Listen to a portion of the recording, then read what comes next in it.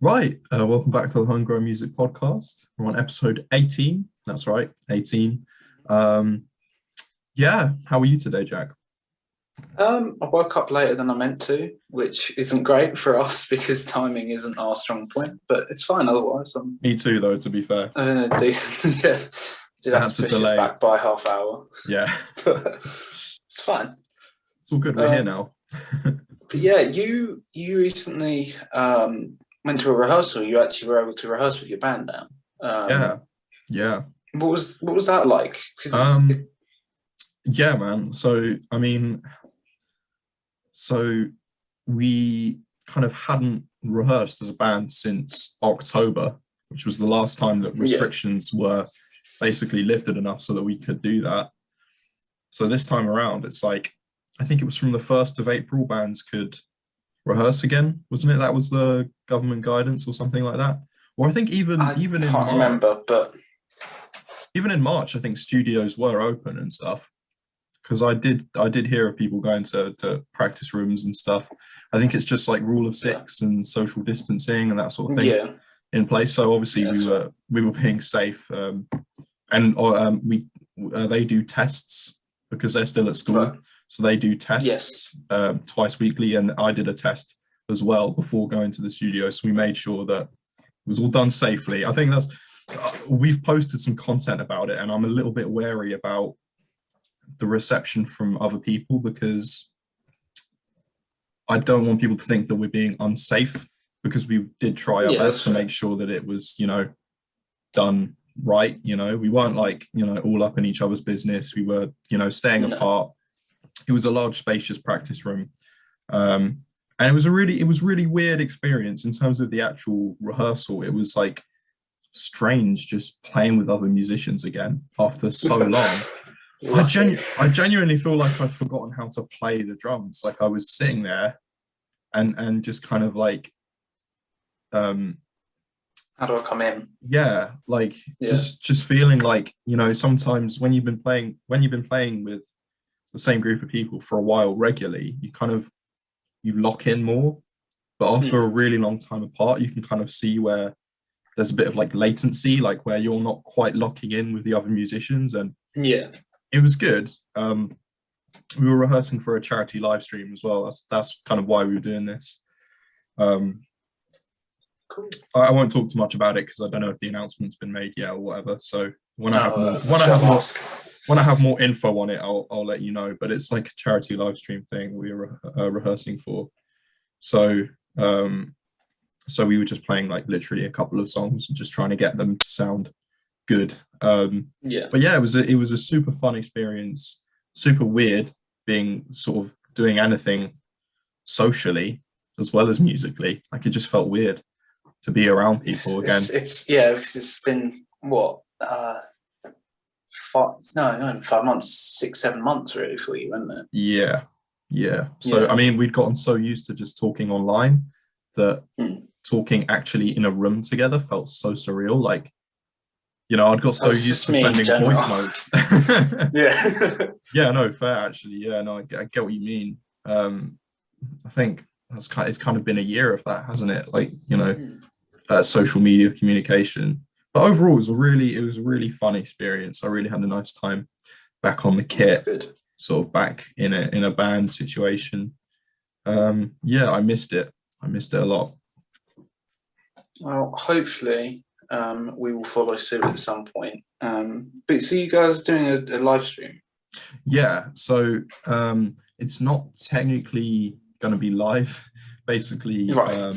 we sort of we practiced and then we filmed it. So it wasn't like we were going to be live on the day, but we send in our submissions and then they play them live. And Right. Okay. people like watch them live, and it's like one person to the next. And this other band Oh, that okay. we somewhat know kind of got in touch with us and said, "Do you want to do this?" And we're like, "Okay." Um, Cool. and you literally they would just do a 10-minute set, no profanity, obviously. It's a charity live Child stream, friendly. child friendly. Yeah. Yeah, just play a couple songs, say who you are, blah blah, and then also do like a little introductory video. thing of like saying, oh, this is who we are, you know, we're going to be doing this, we think it's a really good cause. But yeah, no, it was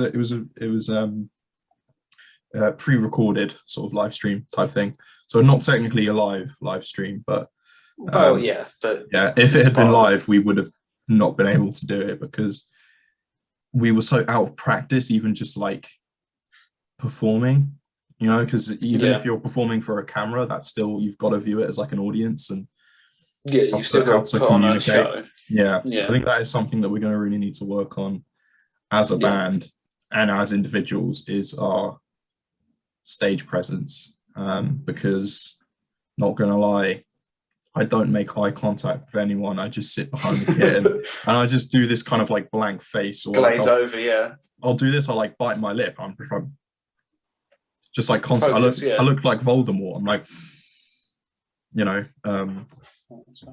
so, but we need to work on that for sure. It was just good to get back in the studio. This is going to sound really dumb for people who don't particularly do this. The way I do it, because I try, you know, stage presence, as you say, is very important, especially if you're.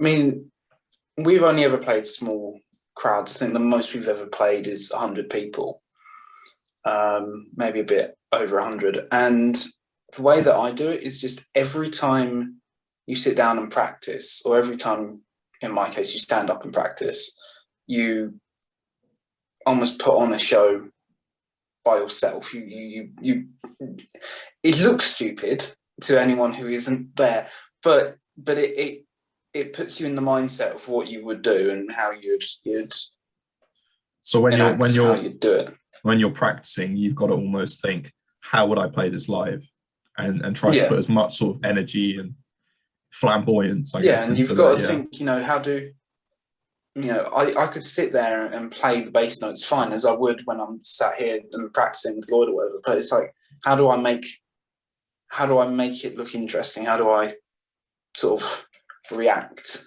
to a thing? And especially when you're playing to small audiences as well, there's a lot more of that personal connection, which I love, because it's like, you know, you're performing to a group of, let's say, 50 people. You can see everyone, you know everyone, well, not always, but you know the people, you can speak to them, and so it's almost like you've got to find a way of being very in the moment. You've got to be able to really put on a show if you're performing to quite a small group, to stick out. I know what I'm saying, I just don't think I'm saying it very well. No, I totally get where you're coming from. You've got to make it pop, stand out. I really struggle with like, well, actually, no. I think as a band, we struggle with looking like we want to be there, because no, like no, I mean that in like but like a lot of the time nerves kick in, and so your expression will just be one of like anxiousness, or when I'm drumming, I turn it into like concentration, but that just reads as like anger, because I'm like staring at my drums, I'm like I'm creasing, I'm just like, oh my god, I'm so anxious, but I'm really going to concentrate and really like, and like I'll bite my lip and like kind of look a bit nervous. But then when I'm really getting into it, I do smile, and I think that is the most important thing. If you smile and look like you're enjoying yourself, that's the thing. I think Teddy and George need to smile. Just learn to like, even if you just have to like grin and bear it, I think it will help with your confidence if you even just pretend to be like not really nervous or not really concentrated. Like if you just put a grin on your face at points, smile a little bit, laugh a little bit, act like you're having fun, that will read really well, because the audience want to feel kind of like not awkward. And if you feel a bit shy and a bit nervous, and if you yourself are a bit awkward, it makes the audience feel a bit awkward. But if it doesn't translate. If you put on like a facade of like being relaxed or like having a good time, then it obviously reads well. Obviously we do enjoy it, like we wouldn't do it if we didn't want to do it because it's a fun time, but like in lots like you're enjoying it. Exactly. It's not letting your nerves and your fear of wanting to do, of, you know, you've got like this thing in your head, you really want to do well, and that can put a lot of pressure on you and then make you look like you're not enjoying yourself, if that makes sense. And you've got to just kind of power through it and pretend, really pretend that this is where you're meant to be. It's like, it's the same principle as fake it till you make it. I'm a big believer in that. It's the same thing, yeah. I will say there's there's a performance we did back in January, February time, I think, last year, and I remember thinking, oh, this performance went okay, you know, like it didn't sound bad or anything. It was, you know, a decent one. Wasn't our best, but you know, we were guitar and bass at the time, so it was like we should be all right. I look back at the photos and I just look awful. Like I just like, as you say, like you got that concentration on you, like you're not focusing on it. You're staring at your instrument, aren't you? Yeah, and you're trying to look like, you know. And I looked at that photo, I was like, why don't I look like I'm enjoying myself? Like I just look annoyed. So then ever since I saw that, I was like, I probably should work on stage presence and how I look, and you know, conveying that I am actually enjoying what I'm doing. Sure. Obviously, may I not think look it. What's probably more important is obviously making sure you sound good. Like obviously that should come first, but I think a very close second is, you know, stage presence, because you can be really talented and really amazing, but if you're not really interacting with the audience, if it's a bit awkward and you're a bit shy, it's kind of like that almost negates how good you are. Because I think there are some bands which like to go down that route. Like there's this band called Black Midi where they just don't do any audience interaction. Like really weird avant-garde music. I'm not a fan personally, but I know people who are, and I find it a bit pretentious. I'm just going to say that. But anyway, that's another musical opinion that take it with a pinch we'll of salt. go into that another day. Don't you know? It's just my opinion. But they don't have any audience interactions between songs. They just go from one song to the next and they're all really good musicians. But for me, I would feel like kind of almost like if I was in the audience, I would feel like left out. You know, you want to feel sort of in on the sort of like the in on the action, you know, in on the sort of joke, you want to be part of it. Yeah, exactly. And I think that's something that, you know, it's kind of, if you it can sometimes come across sounding really manufactured when you're like, oh, is everyone having a good time? And you're like really awkward and a little bit nervous, and you can tell that's just like, right, we need to say something in between songs, like so you know, oh, lead singer, just say this in between that song and this song, and you know, say something like, oh, we all having a good time, and get like a half-hearted cheer. You have to like really act as well as play. It's part of it is acting, and I think with as you say, it sounds quite manufactured when you go, is everyone having a good time, you know, how are you doing tonight, like that kind of thing sounds too, because it's so generic to say. And I think, you know, unless you say it with real conviction, you have to almost go really over the top. Even if you yourself are not an over the top person, you kind of have to embody that confidence. And I saw this, I can't remember exactly where I heard this, but someone, I once heard someone say, essentially create a script for yourself, decide what you're going to say before you go on. You know, don't do the generic, how you doing tonight or whatever, you know, come up with the things that you want to say, and, you know, leave room for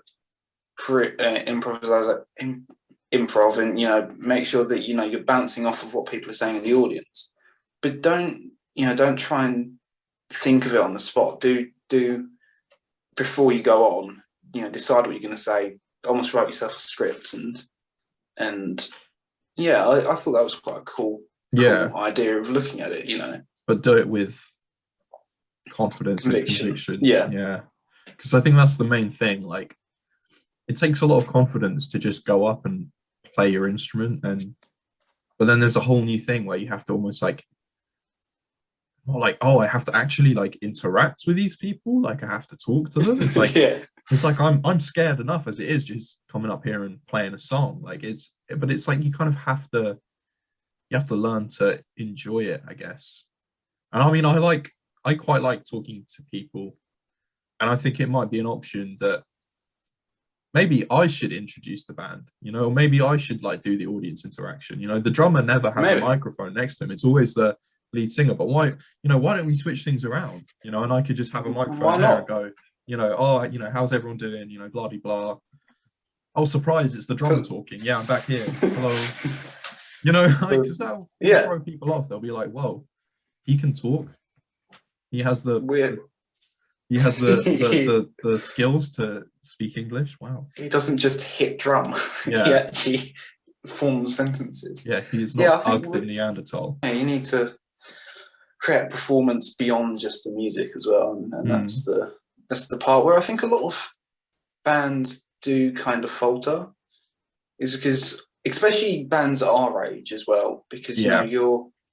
you're 17, 18, you know, and you're going, even though I'm almost 20, but you know Same. they're going, you know, feel so old.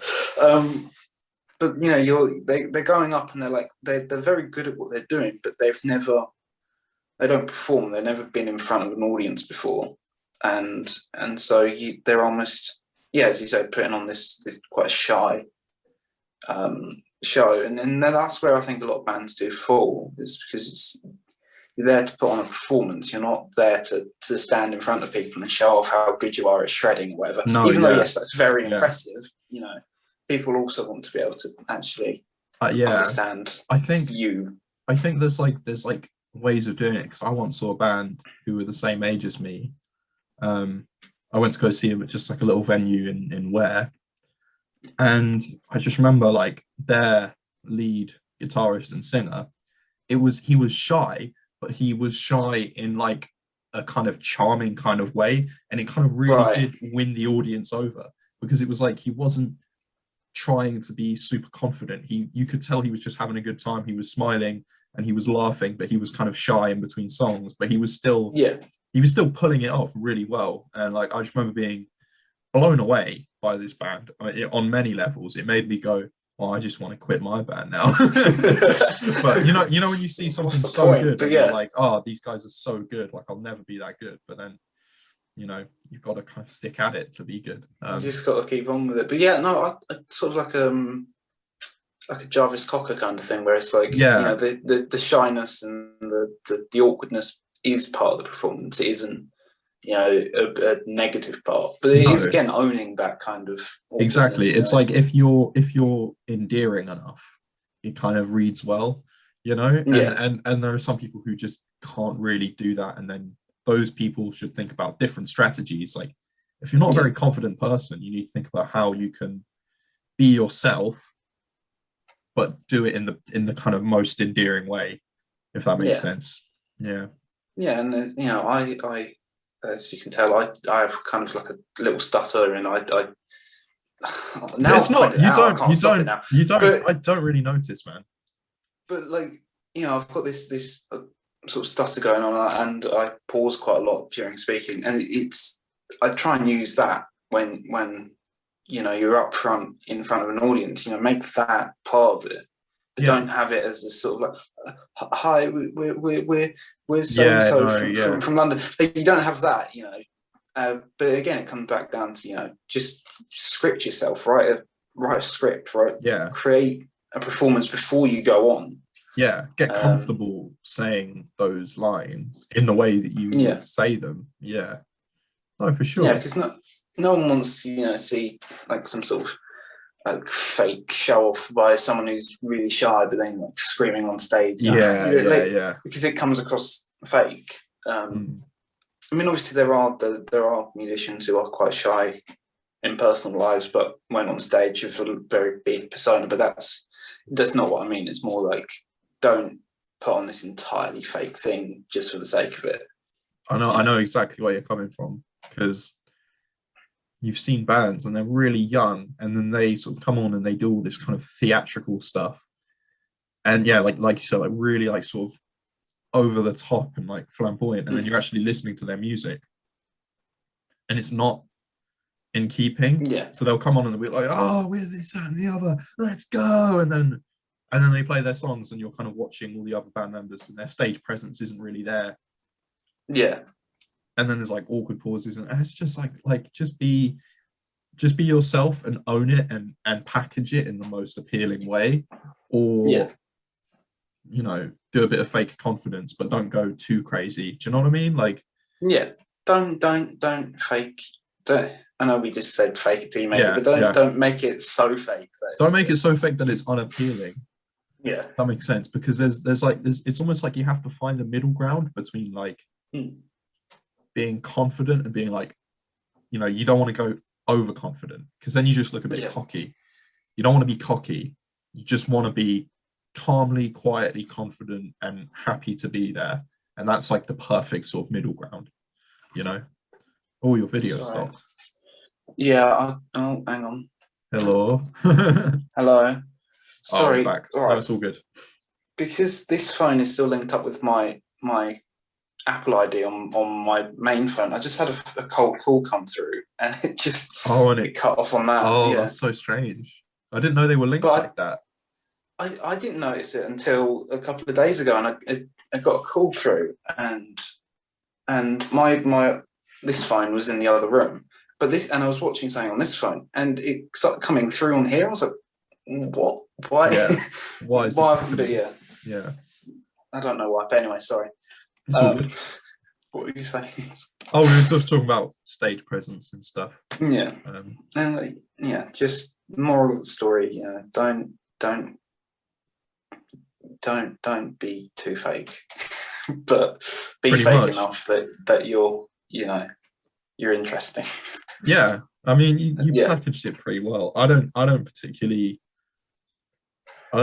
think I'm an interesting person, but when I'm on stage, I'll pretend to be. Do you know what I mean? Same. Like it's everything. It's like how you dress, or how, I once went to a battle of the bands when I was like 14, wearing like a red t-shirt that I'd cut the sleeves off because I thought it was really cool and punk.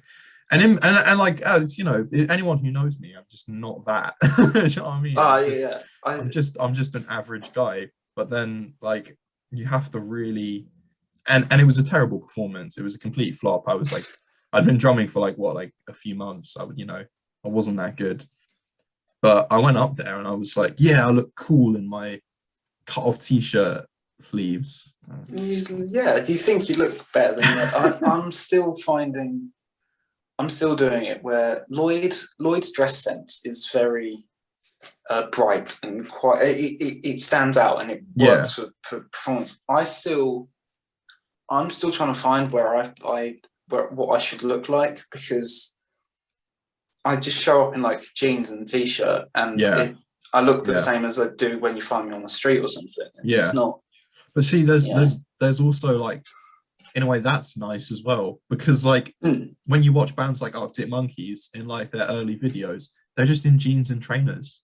That was before they started going, like greased back hair with like the white t-shirt and the aviator sunglasses and all of that, like leather jackets. That stuff is kind of cringy. But when you think about where they came from, where they were just playing in their like, Nike trackies, like that's so much more real and so much more, there are a bunch of guys from Sheffield. They're not from Vegas, but they're, now they swan about in leather jackets and all of this stuff. And I think there's a bit of cringiness when you see bands like trying to do that whole slick aesthetic where they rock up and they're all in like leather jackets and like trying to look really cool and edgy, and obviously dress how you like, but there is just a little bit of disingenuousness about that sort of stuff, which I would much rather go and see a band where, I mean, there's nothing wrong with expressing yourself through clothing, but when you can tell that it's just this sort of commercialized, this is how rock bands should look sort of thing, then it's not good. But when you see someone genuinely just expressing themselves, like wearing something weird because they want to express themselves like that, then that is great. And I would almost much rather see someone, be comfortable in their own skin and their own clothes and just be on stage in a hoodie and jeans. Like all of the shows we did when we were called Broken Sync, which was, I think, maybe like 4 or 5 small little gigs, we would just rock up in whatever was comfiest, and it would, we would just play in our hoodies and jeans because that's who we were. We weren't sort of trying to be anything else, if that makes sense. Yeah, no, I get it. And yeah, I mean, you know, as I say, the way Lloyd dresses is the same that he dresses normally. He doesn't put on this No, outfit. yeah, He goes, right, what looks nice? I'm just going to wear yeah, that yeah, out of exactly, yeah, whatever he's got in the wardrobe. yeah, Um, because that's true to himself. yeah, and it's he's been doing that for years anyway. He just dresses like that. Yeah, And so when he gets on stage dressed like that, it's like, right, that's just Lloyd. That's how he looks. Whereas with me, we did try a couple of shows where we did dress up. sure. There's a show where Like smart dress, like yeah, shirts and blazers and that sort of thing. yeah, so we did one show. I think it's the first post on our Instagram account actually, where it is now, of us in grey suits, and like didn't look that great. I'll be honest. It wasn't our greatest look, but we were trying stuff out. There's we did a similar look actually for the music festival at school last time round, and it looked a lot more authentic that time round because we didn't show up in we dressed up, but we dressed up almost to dress down again. Like Sure. you didn't button up the waistcoat, you didn't No, yeah. tuck in everything. You dressed up, and then you kind of were like, how would I wear a suit if I'm just going to lay down on the sofa? Yeah. And then dress accordingly. And Yeah. that looked a lot better that time around. So yeah, it's finding ways of making it look exactly better. And it is important looking like I think I'm a big fan of aesthetics and dressing for the performance, and obviously like for photo shoots and stuff, it's nice to put on some fun clothes and whatever, but I feel like there's so much.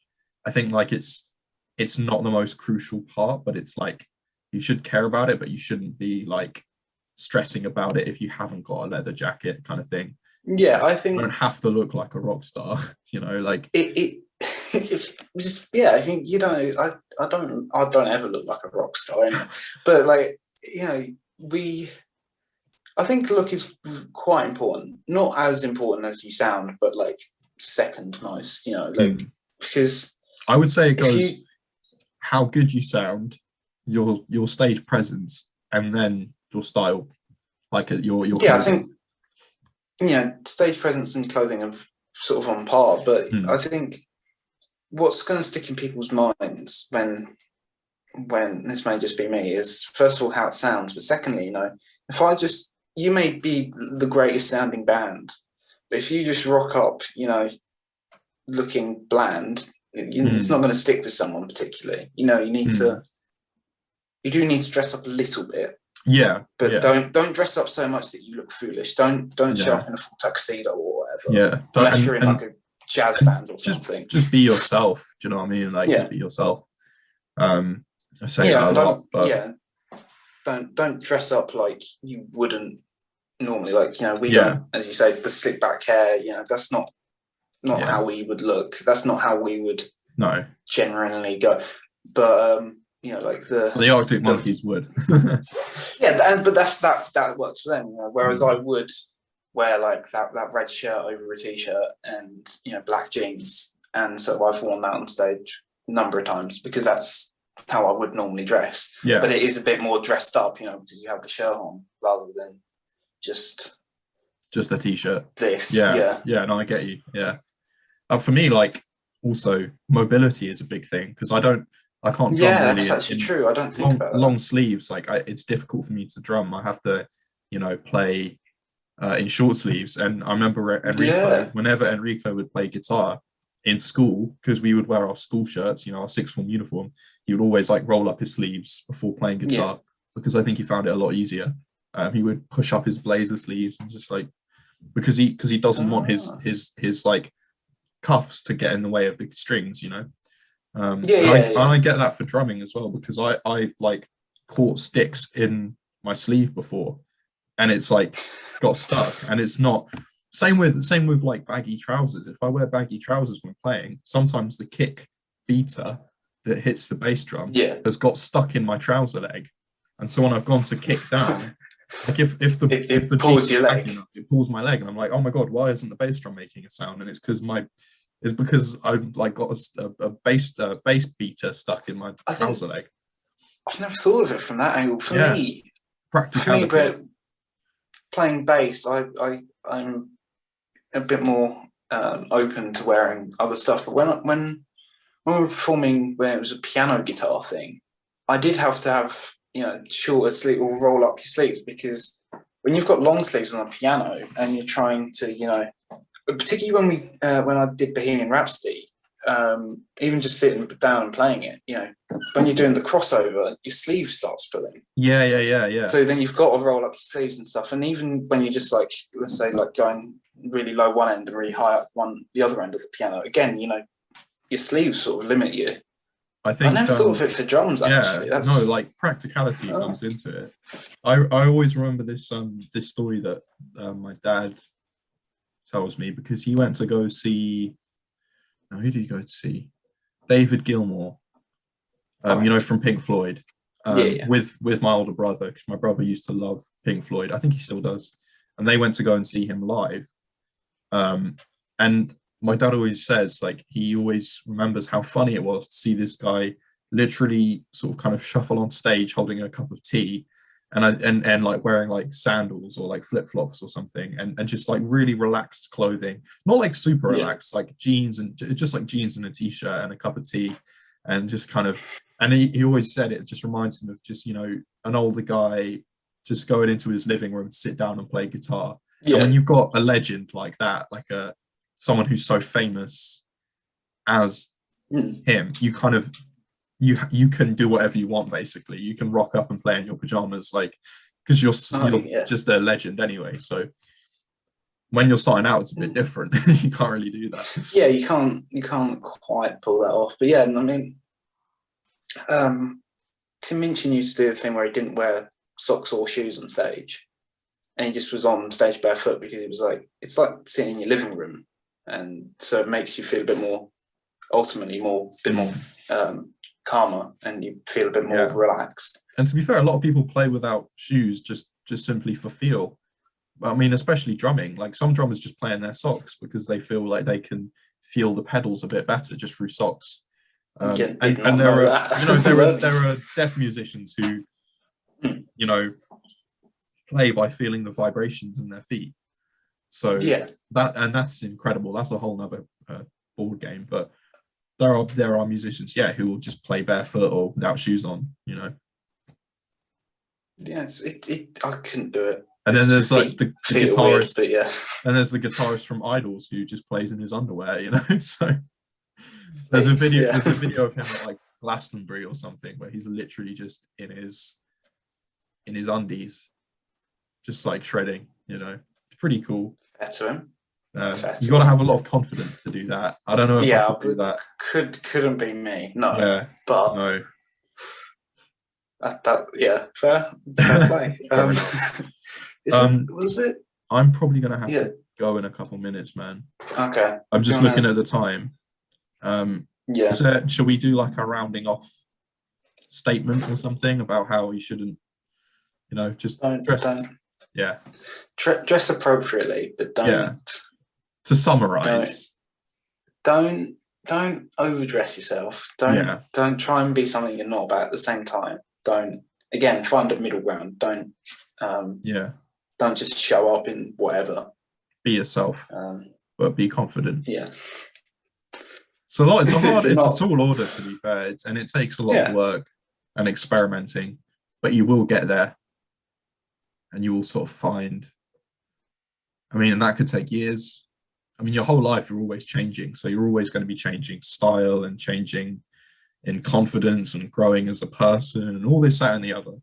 But the important thing is to just be yourself, enjoy it, and unless you're a terrible person, in that case you shouldn't be yourself. No, but I think most people are probably good people. But most people are decent. Try and just find a balance, and as I say, just if you've got time during your practice, put on a show, do a pseudo show by yourself. You know, Yeah, it does. absolutely. It helps. You know, think. Yeah, You know, how would I react like that? You know, and if you just try out different things and see what works for you. There you go. That's my advice. Nice. On that note, then, should we round off the episode? Should we We shall say indeed. goodbye? Right. Well, thanks everyone Goodbye. for watching. Hope you've enjoyed. That was episode 18. Yeah, and we'll see you next time. Bye. Yeah. Bye bye.